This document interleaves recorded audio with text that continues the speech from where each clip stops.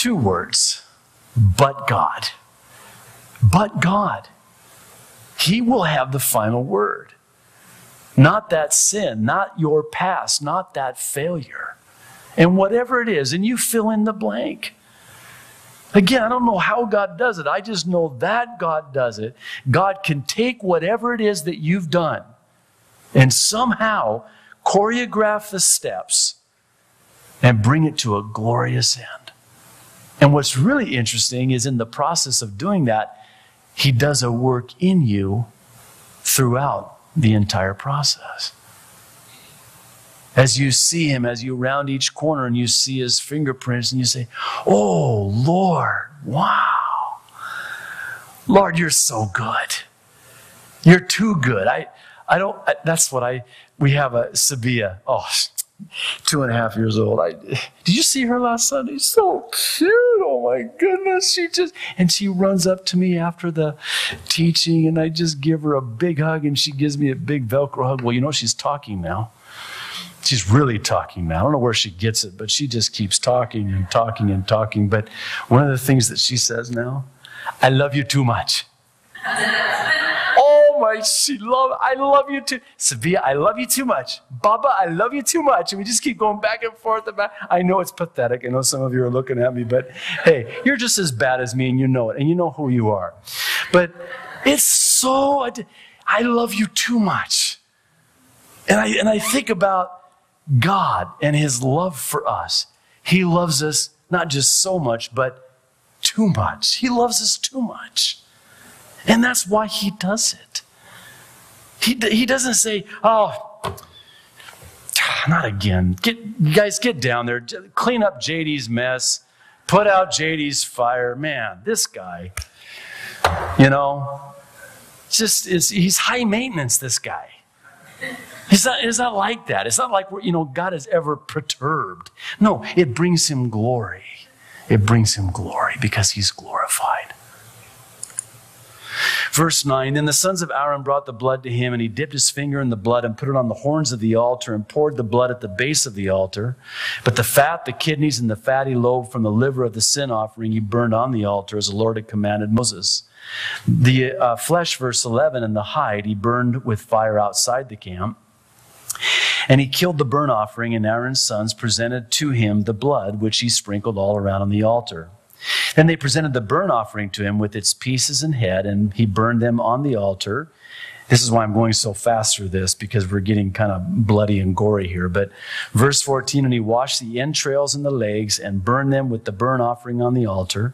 Then he brought the people's offering and took the goat, which was the sin offering for the people, and killed it and offered it for sin, like the first one. And he brought the burnt offering and offered it according to the prescribed manner. Then he brought the grain offering, verse 17, took a handful of it and burned it on the altar, besides the burnt sacrifice of the morning. He also killed the bull and the ram as sacrifices of peace offerings, which were for the people. And Aaron's sons presented to him the blood, which he sprinkled all around on the altar, and the fat from the bull and the ram, the fatty tail, what covers the entrails and the kidneys, and the fatty lobe attached to the liver. And they put the fat on the breasts. Then he burned the fat on the altar. But the breasts and the right thigh Aaron waved as a wave offering. Again, remember, that was in the form of a cross, the wave offering, before the Lord, as Moses had commanded. Then verse 22, Aaron lifted his hand toward the people, blessed them, and came down from offering the sin offering, the burnt offering, and the peace offerings. Okay. It's interesting, again, how it is that the Lord would have almost an entire chapter devoted to the redundant detailing of the procedure of how this sacrifice was to be made. Here's a thought. God cares about the details. He cares about the details of how He's worshipped. Why does God care about the details of how He's worshipped? Because He cares about the details of our lives. See, I think we're prone to think, and we do err when we think, that God's not really interested. He's busy. He's got a universe to, well, not just this universe, but, he's pretty busy. How would you like to have His inbox? and I don't want to bother him with, little things. No, he's intricately involved in all of the intimate details of your life. I love it when we're told that God sees, God knows, and God cares. In other words, and I think sometimes this might manifest itself in our prayers. We'll pray, God, do you know the rent is due? In 2 days, Lord. Now, do you think that God is it the end of the month already?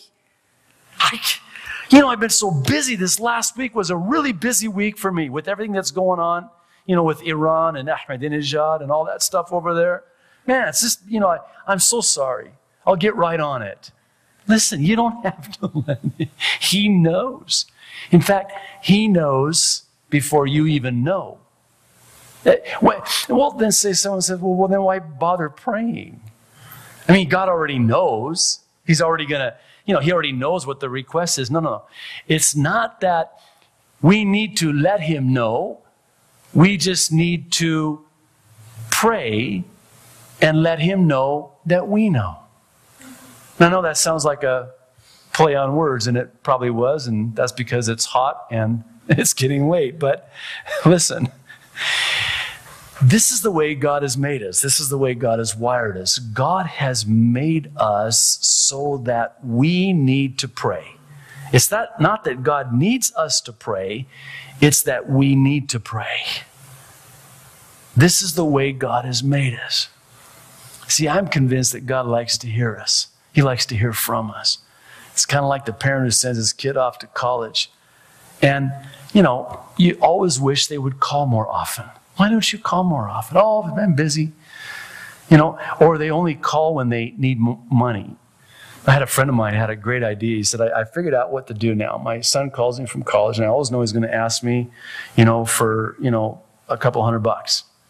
So I figured out how to preempt a preemptive strike. He calls up, and I just say, oh, hey, son, how you doing? Hey, you want me to send you $50? Oh, yeah, okay.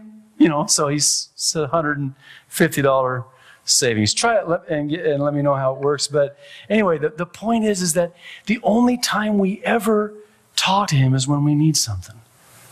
When was the last time you simply prayed to the Lord a prayer of thanksgiving? Lord, thank you. Thank you. Lord, you're just too good. You love me too much. You're so good. Thank you. And sometimes it's just a little thing. Well, for me, it's a parking space at Costco, Evie. I pray, oh Lord. And sometimes here it is. And I just say, thank you, Lord. Parking spots, they're huge here. It's just, I don't know. In the mainland, no big deal. Park anywhere you want. Here, my goodness, Anyway, I'm going off again. I'm not complaining. I'm just explaining in the Lord and murmuring while I'm doing it. But I just imagine how it is that the Lord is very keenly aware of every detail of our life. And he cares. And there's no prayer too small to pray. We have a big God, but doesn't mean that he's not interested in the small things. Verses 23 through 24, and we'll bring it in for a landing here.